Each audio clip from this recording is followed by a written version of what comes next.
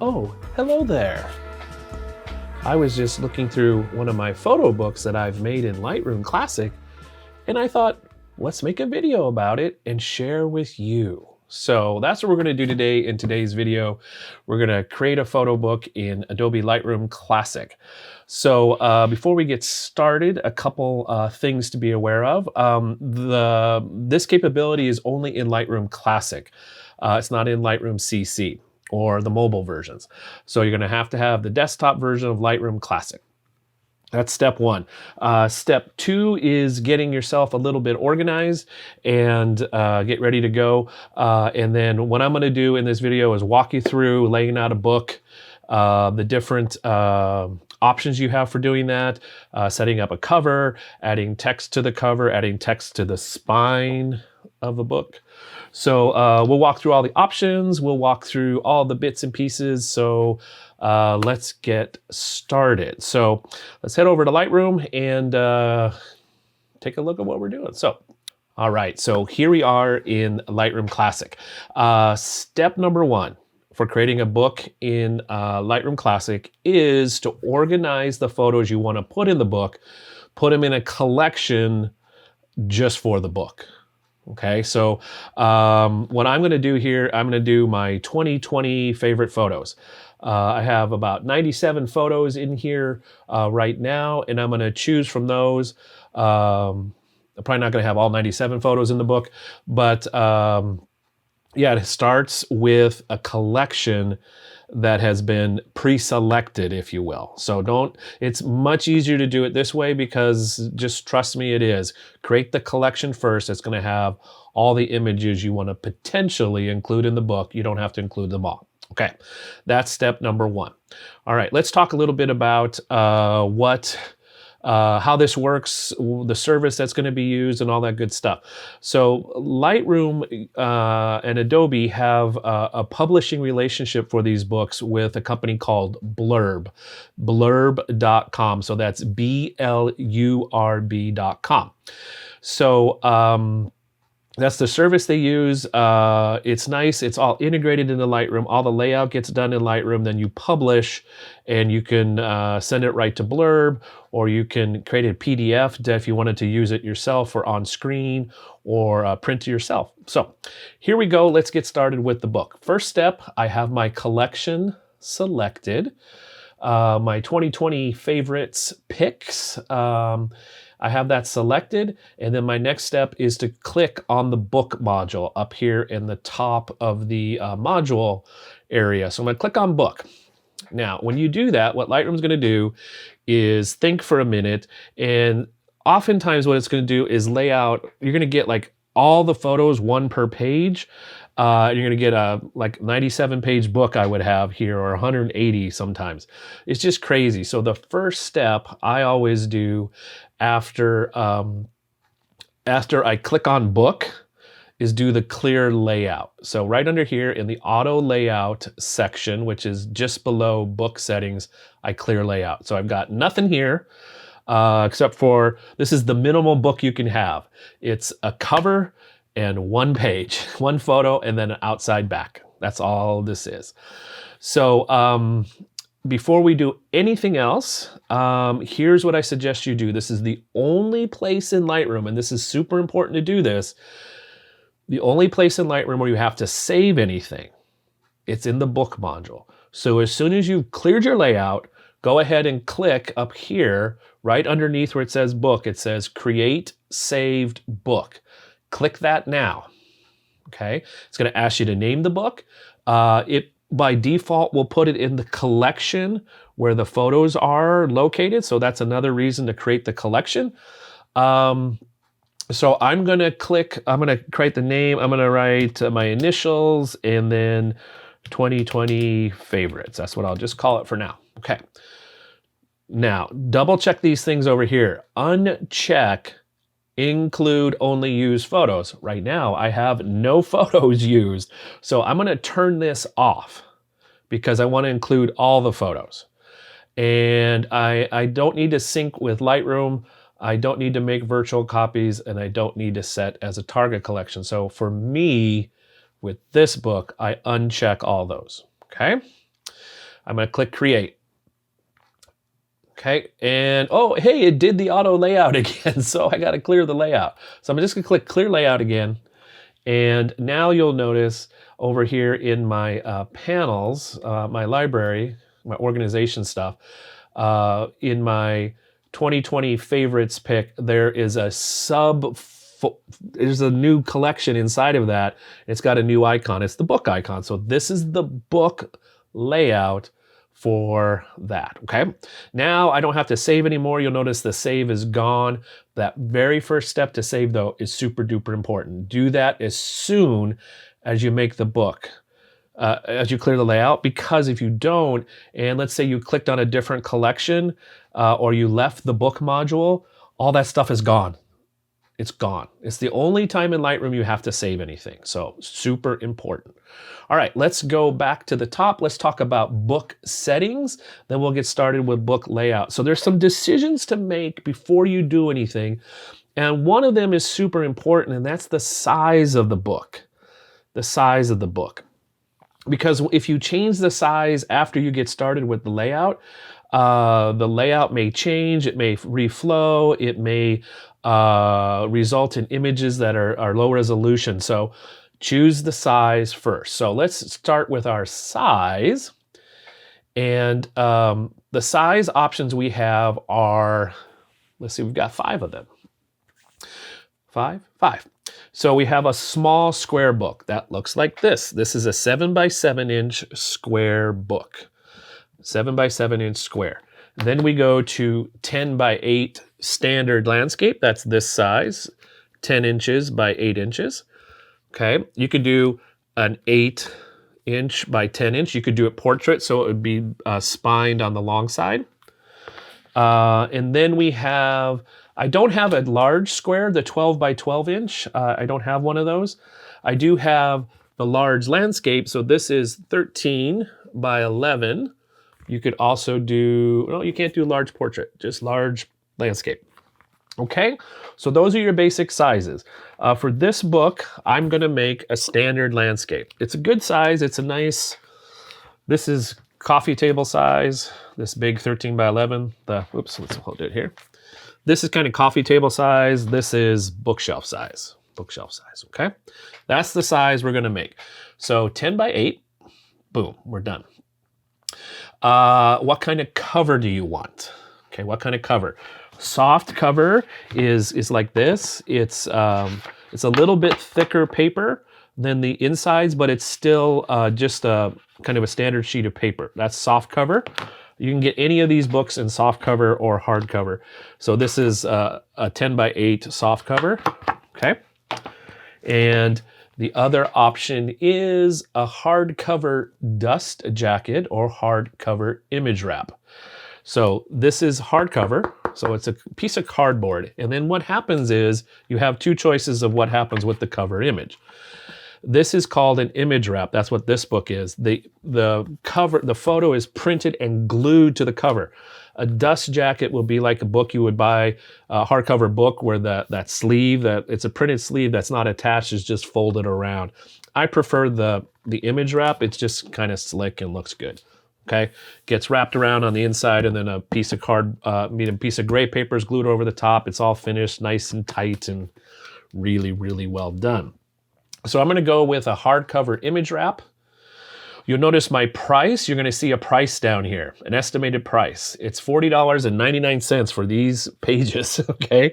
That seems like a lot. Don't stress yet. I'll show you why not to stress in just a moment. This is the minimum order. I think the minimum book size is 24 pages. So even though I'm only showing 3 pages here, 1 page actually, printed, the minimum book size is 24. So that's what you're getting. All right, so hardcover image wrap. What kind of paper do you want? There are several paper types: premium luster, premium matte, Proline uncoated, Proline pearl. You can read these, okay?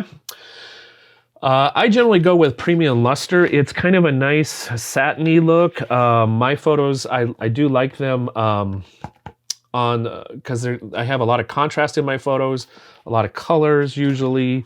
It seems like lots of blues. Oh, there's some not blue. but I tend to go with premium luster. Let's see what the premium luster does. Premium luster is the same price as premium matte, I believe. Yes. And then we go to the pro line. That's going to add about 20%.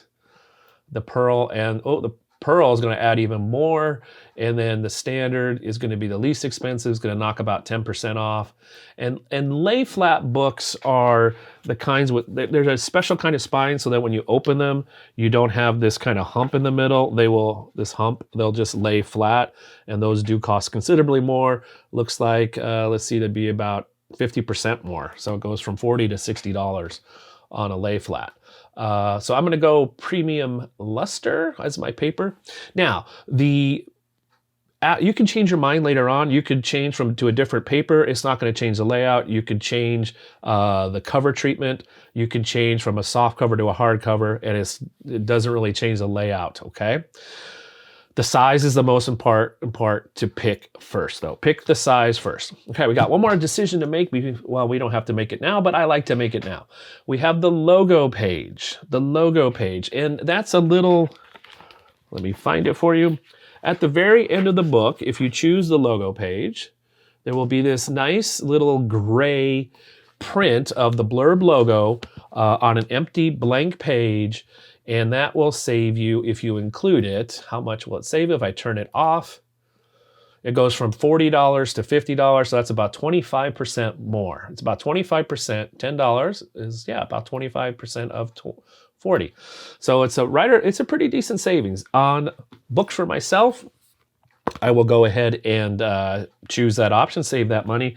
If it's a client book, I will turn that off because they don't need Blurb advertising. Alrighty, so there's our decisions. What I'm going to do is go ahead and just kind of add some blank pages to this book so we can get started doing layout, and then we'll start with the cover. So to add some pages over here, I'm in the page layout section, the page section, and I'm going to click add blank. And I'm just going to add a bunch of pages, and you'll notice my price is not changing. I'm on 9 pages now, and the price is still $40.99. I'm going to keep going, still 40. I think when we get to 24, it's going to jump up. All right, so we are at 24 pages, and it did jump up to now 42.67. So we're just going to add a couple more. I can always take them out later. So I'm just going to go, let's just get to about 30 pages as a starting point. Part of what I want with when you're doing a hardcover book, you also get the option to print on the spine, put the title on the spine, put the title on the spine. Come on, see. There we go. Turned right side up. There we go. So I'm going to do that, and you need a certain number of pages to get a thickness to kind of do that. So about 30 is a good number, I think, as a starting point. Oops, that's good enough. All right. So I'm in a $45 book. Let's talk about one more piece of Michael advice for you here before we get started. Don't pay that price, that $45.19. There's always a coupon floating around on Blurb. Well, not always, but almost always. For example, right now when I'm recording this, today's December 12th, 2020. If I go to the Blurb website, look, there's a 40% off code. And if you're brand new, you join their email list, you'll get a 35% off code. So I'm going to get a pretty significant discount here through December 16th, which is why I'm recording this video right now. So these coupons happen about every 2 to 3 weeks. So my suggestion is wait for a coupon if you can. 40% will save me $16-ish. That'll be nice. Okay. And the book might be a little more when we get all said and done. All right, so let's get started. Let's start with the cover.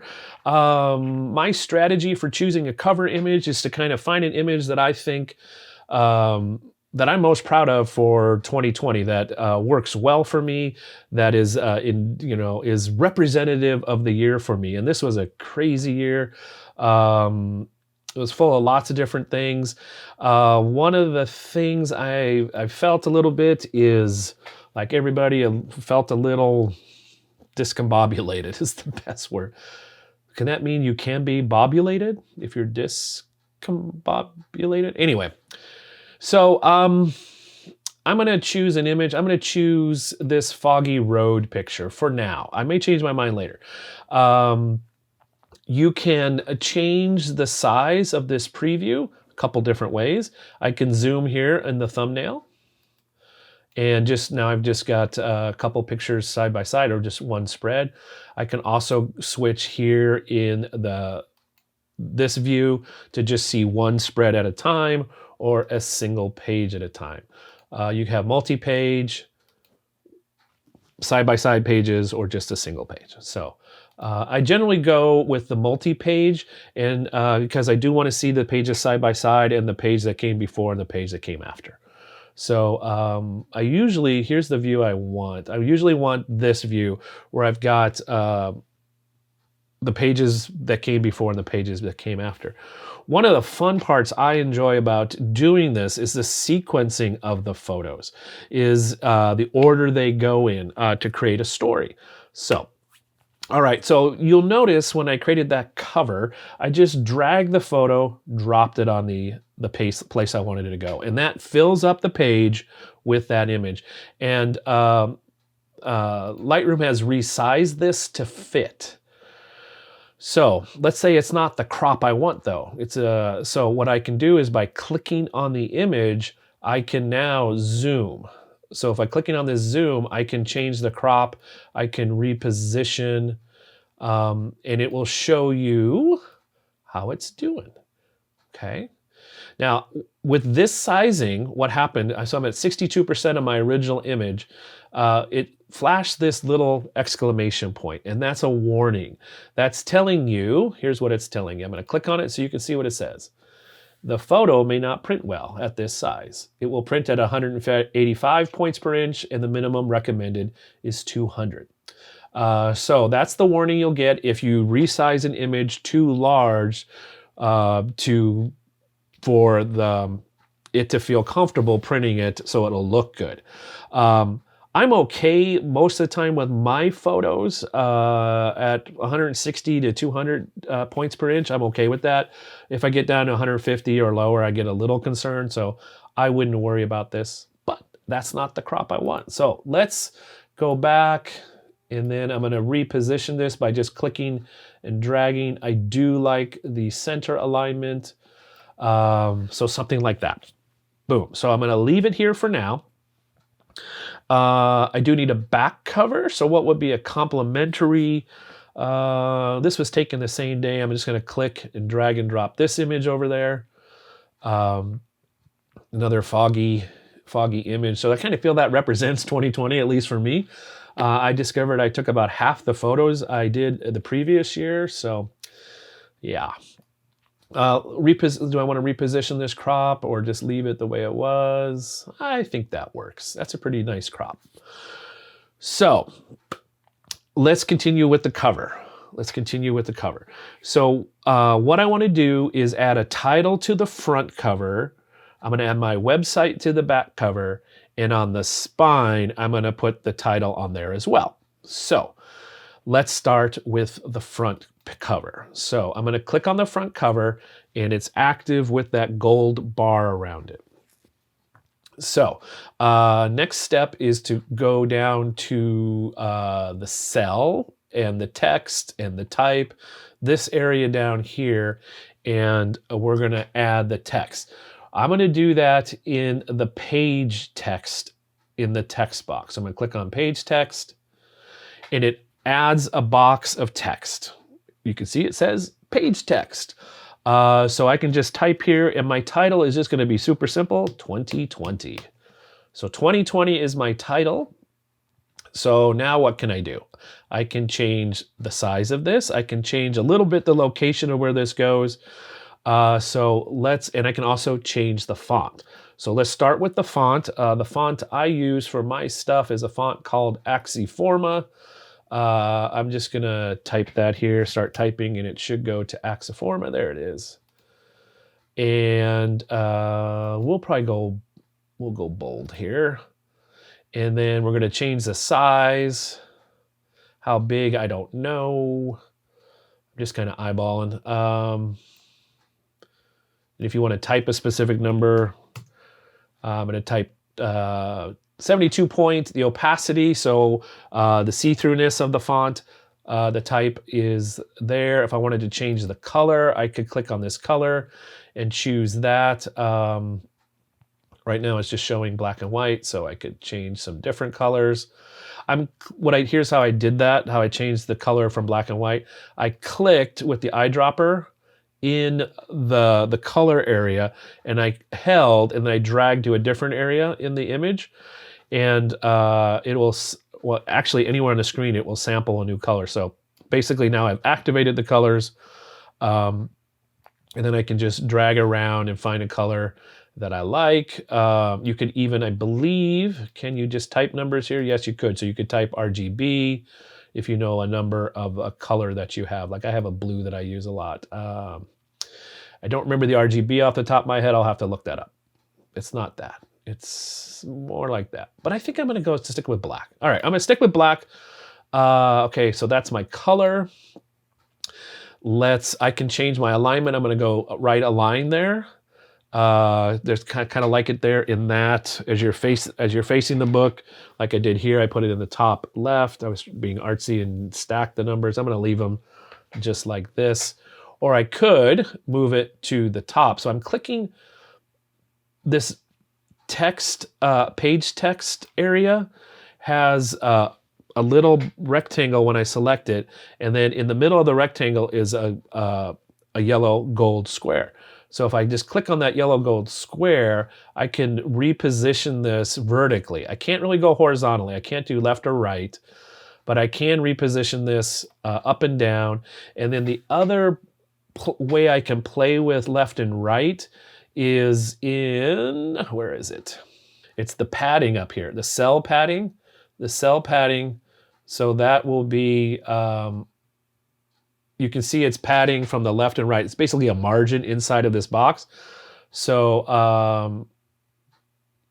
I'm just gonna eyeball this till it looks good, kind of about like that. It turns out to be a padding of 22. That feels pretty decent. I'm gonna come down actually a little bit. So I'm gonna click on that and then click on and just pull this down right about there. It's an all eyeball thing. Okay, so there we go. So I got my cover done.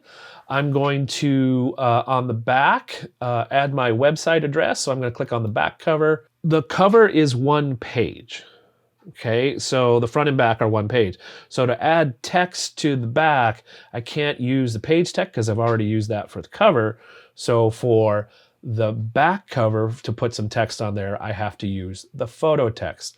So with the back cover image selected, now I'm going to click photo text, and it drops a big box of text there. It says photo text, and now I'm going to type my web address, which is msladekphoto.com, and it's a very large text. So I need to change that size to be smaller and something like that. You'll notice it inherited the font, which is Axiforma Bold. It inherited the color and the size from the previous settings. So that's about 21 point. I don't want black on black because you won't be able to see that. And I'll just make it white. And there we go.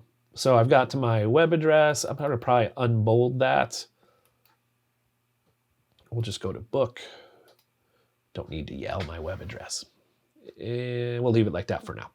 I might fine tune all these things when I show you the final version of this, but that gets us started. Let's do the spine now, that vertical, this part of the book. When they're on your bookshelf, it's kind of neat. You can put a color back here and then add some text. So here we go. We're going to do that. Let's first click in the spine area. And here's how you set the background. The background is in this, right below the type area. It says background, and currently it wants to add a graphic. I don't want a graphic there. I want a color. So I'm going to click here, background color, and it's what I'm going to click then in this little square, and I'm going to choose black. And now that spine will be black. And then here you can see it's already got a title area ready for me to type. And I just click here, don't I? And then I just type my 2020. Now, you're going to have to fuss with this a little bit. So right now it's black text. So I go back up to the character type area. I'm going to switch the font. Let me select all first. So I'm going to do Command A. I'm going to zoom in so you can see what I'm doing here. Command plus to zoom in here. Dun, dun, dun. Let's scroll up a little bit. Come on, there we go. So you can see you can't see what I'm doing here because it's black on black. So I'm going to switch my font to Axiforma again. And for the cover, because white on black, I generally do those bold. They just stand out a little bit better. And I want my color, I'm clicking on the color square to be white. So now you can see it. Now, unfortunately, I'm going to zoom back out. A couple of things have happened. It's on the left top edge. So I want to center align that. So I'm going to click on the alignment tools below in the type panel. So now it's in the center. So I got to do one more thing. And I want to move that more to the middle of the spine. It's on the, right now it would be right aligned against this top part of the spine instead of the middle like this, the middle. So I want to line that up. So we'll do that in just a second. All right, so we were adjusting the text in the spine so it's more in the middle of that vertical area. So I'm going to zoom back in again so we can see what we're doing. All right, so we're zoomed in and you can see it's on the right-hand side. So how do I get this back to the more in the middle? All right, so again, we kind of have to work a little bit to get this to work, to get this position the way we want. So in order to finesse this into position where I want it, I have to do a similar thing to what I did on the front cover where I wanted it spaced from the right edge and I used padding to do that. So I'm still in the text area and I have the type and the text, and right above that we have the cell. And this is a cell like a spreadsheet, if you will. So I'm on the cell, it's selected, the text is selected, the cell is selected, it's got the yellow border around it to indicate selection, and I'm going to adjust the padding. So I'm going to click and hold and just eyeball this. So I'm just eyeballing until it kind of looks like it lines up about in the middle, okay? Something like that. For me here with this type of size of font and this width of the spine, it's about 11 point for the padding. I'm going to go with a larger font size because that's a little teeny tiny, which now you'll notice it disappeared. Why did it disappear? Because the padding is crushed. So I need to readjust my padding to so I can see my font. Where do I go? There we go. My font's a little big here at 37, so we'll go smaller. Lightroom's doing a lot of work here, so you can see it's a little slower. I'm working on a 16-inch MacBook Pro that's about a year old. I'm just going to type a number in here just to get around this. I'm going to type 20 point for my font, and we'll go back and adjust the padding again until it looks about eyeball good. Now, when they wrap these books, when they create these are, I believe, hand done or on a machine. Either way, there's going to be a little play, so it'll probably won't exactly line up in the middle, but you want to help them out by getting as close to the middle here as you can. So let's go to about there, 8, 9. We'll go 9. Oops, 10 is too much. 9. There we go. I'm going to zoom back out and then click off of it so I can kind of see better what's going on. And that looks like it's in the spaces I want it, okay? So I've got my cover. I put the title on the cover using the page text option. I put my website on the back cover using the photo text option. And then in the spine, I used the background color to create a color there. And then I just typed and adjusted size and padding to get it where I want it. You don't have a lot of options with text layout here directly in in Lightroom Classic, but it's enough for, I think, most situations to get you going. So that's what I recommend. All right, let's move on to the inside of the book, and we'll start laying that out. So here we go. So we're going to go to the, so I'm in the single page view. That's why I could not scroll. I'm going to click back to this view so I can see the page plus the pages after. So page 1, because I've chosen the hardcover image wrap base, this page is a continuation of the page that is hiding the seams of the image wrap. So this is page 1. You can't print on it. Well, it's not page 1. It's blank. It's that gray page. Here's page 1. So it's the page on the right-hand side. I'm going to click on it. That makes it active. You can see my options here. Well, you can't see my options yet because I haven't shown you what they are. The options are available in this little black pull-down triangle. So this change page layout. So I'm going to click on that. And here's all the page layout built-in templates. So Lightroom has some built-in templates that are fully customizable. You have a template for 1 photo. You have templates for 2 photos on a page, 3, 4, multiple 2-page spreads, and so on. So lots of different ways to approach this. Usually what I do for this first photo, I make it a full page photo. And so that's what I'm gonna do. If you have 1 photo on your page, here's your layout options. That's down here in this area. This is a photo with a border, white border around it. Here's a full page. Here is kind of a more landscape look, a little more widescreen look with a border top and bottom. So you can see all the options. I won't go through them all. You can include text here.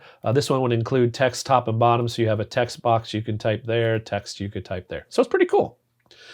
I'm just gonna go with single full page right now. And I'm just gonna start doing some layout. For me, well, let's just pick the first photo here. It's number 1. Let's just go with that. That was the earliest photo in my set. I'm going to adjust the crop a little bit. Something like that. I'm just going to leave that there. I'm going to show you a couple of ways to do pages and adjust things, and then I'm going to skip ahead. I'll lay out this whole book. I won't bore you with watching me do that. I'll lay out the whole book, and then it will conclude at the end what to do with Blurb. So my philosophy, and there's, again, part of the fun of this is just like your photos are very personal, laying out a photo book is also very personal. So I have kind of come up with a style I like. Usually what I'll do I'll have kind of an introductory photo that goes full page. And that photo will be, here's a representative of what you're going to see on the next few pages. And then oftentimes on following pages, what I'll do is I will maybe just go, well, did I do that? No, actually, last year, I did 1 photo. I just did 1 photo, not just. It was a really easy layout. I just did 1 photo per page with the white border. I will show you how to do multiple photos real quick on a page. We'll do that on page 2. So let me find a sequence of photos that's got a little bit of connected to them. So some photos from the Museum of Flight. We'll just grab those real quick and work on page 2. So let's say on page 2, I've selected it by clicking on it, and I want to go to 4 photos on that page. What layout do I want? I'm going to use this layout. So it's 4 approximately square photos with a little margin in between. Just drag and drop your photos in. Yeah, so I'm just going to drag and drop. Layout tip, something I like to do. You'll notice I did that here. Let me go to the single spread so you can see that a little better. There's just 2 airplanes here. There's 4 total photos, 2 photos of each plane. I've put them, the same photos diagonally from each other. So the silver Lockheed Electra, bottom left, top right. These are both Lockheeds. The Lockheed Blackbird, top left, bottom right. Okay, so I like that layout. Works for me. All right. You can resize these boxes. So if I want to resize the box itself, I can do that. I can make it larger and then resize this one. So I'm just clicking on a corner and dragging. So you can do some different layouts if you want. So let's do this. And I'm just doing this by eyeball. So if I wanted to have like a vertical and more horizontal, I can do that. Okay, it's just drag and drag, click and drag. You can make these skinny, do all sorts of different things here. Okay, so these layouts are pretty much infinitely adjustable. You can adjust them however you would like. I'm just going to undo to get back to where we were. Control Z, Command Z on a Mac. So that's it. Laying out pages is pretty simple. One of the cool things here in Lightroom that you get is it's telling me, as I look in the film strip down below my book layout, each photo that I've dragged in now has a number above it to let me know that it's been used in the book. Let's say I also use this photo on the page to the right. Now it's telling me this photo is being used twice. There's a number 2 just above the photo. Photos that have not been placed do not have those little numbers above them. Pretty handy. If you want to delete a photo, just click on it, hit the backspace, and it goes away. I'm going to do a couple more things here with layout just to show you kind of quick. So let's just say I want to do another, it's going to be the same layout, those 4 kind of square layout. Let's do something a little different. Let's do some nature. Oh, actually I have my Lego rocket, my Saturn V, there it is, during process. So that might be a good thing to put next to Museum of Flight stuff. So this is a vertical photo. It's going to crop it to fit that horizontal. And there we go. So let's say I wanted to, I'm going to play around and put, I want to combine these two, but I don't want to delete it, add it. So here you can just drag and drop within the page to move things around. So I'm going to put this photo in the bottom left of page 3, and it switches the 2 photos around. And then I switch this one to the top right. Why not? And it'll switch the photos around. Pretty cool. So you don't have to delete and add. You can just drag and drop, and if there's something existing, that'll basically just swap the 2. That's kind of the super quick overview of adding photos to pages and doing some quick edits to the photos. There's lots more you can do as far as adjusting margins and borders and things like that. My suggestion is just experiment, find the look you like, and then away you go. So I'm going to finish this layout. I won't bore you with the details. Okay, so I've got my book laid out. Took me, I don't know, half hour, 45 minutes. I now have a 53-page book of photos. Some single photos per page, some multi-photos per page. And what I thought I would do is show you one more thing real quick. And I forgot to mention this earlier, and that you can have photos that spread multiple pages, called, or 2 pages. It's called a 2-page spread. So that's what I've got here with this panoramic image that goes across 2 pages. And the way you do that is real simple. It's in the page types, and it's a 2-page spread. And I've chosen the one that goes border to border. Let's switch it real quick back to kind of the look I'm using for this book, which does include a white border around it. I want to show you one more thing here. I think this will go nicely in the center of the book, especially in these kind of books that don't lay flat. The center is kind of nice for a 2-page spread. If I'm doing my math right, what I want to do is have that be page 27 instead of 22. So here's how you move a page. It's just drag and drop. But it's critical where you click to drag. So I'm going to click on the page. So page 22 and 23 are connected. If I click over here on page 21, because it's not a double spread, it's just the one page, 21. But here, if I click on 22 or 23, it selects both. Now I want to move this to page 27. The way to move a page is to click on the bottom in that gold yellow border down there. So I'm going to click down there and hold and drag, and you'll notice it shows that it's moving, and where it's going to go, it gets inserted with a gold yellow bar. So if I click down here, release at 27, now it's page 26 and 27.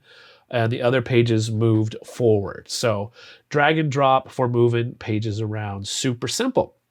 So I've got my sequence the way I like.